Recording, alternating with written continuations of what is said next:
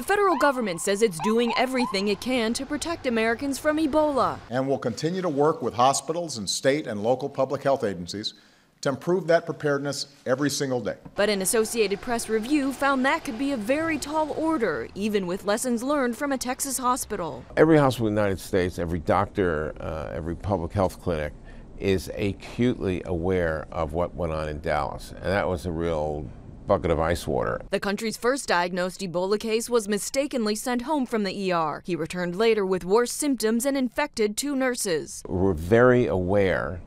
We're not necessarily very prepared. The AP examined multiple indicators of readiness like manpower, training, supplies, and infection control, and found ERs are already overburdened. Add to that the fear of Ebola. People who really don't have Ebola but are flooding emergency departments, that could easily happen, and that would stretch us. In its latest report card, the American College of Emergency Physicians gave the country a D+ grade in emergency care, calling the system in near crisis. Hospital staff feel unprepared. In another survey, 25% of ER and critical care staff said they'd call in sick if Ebola patients were admitted to their hospital. The U.S. has only 4 specialized containment facilities, a total of about a dozen beds that would fill quickly, even though U.S. health officials say an outbreak is unlikely.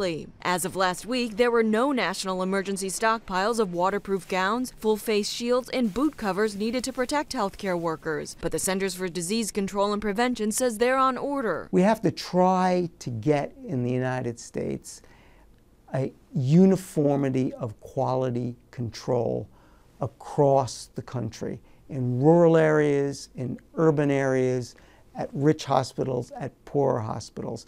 I think we're ramping up very quickly, but it's going to take months. These findings don't just apply to Ebola readiness. With recent cuts in federal funding for preparedness, experts say SARS or even a virulent new flu strain could tax an already burdened healthcare system in similar ways.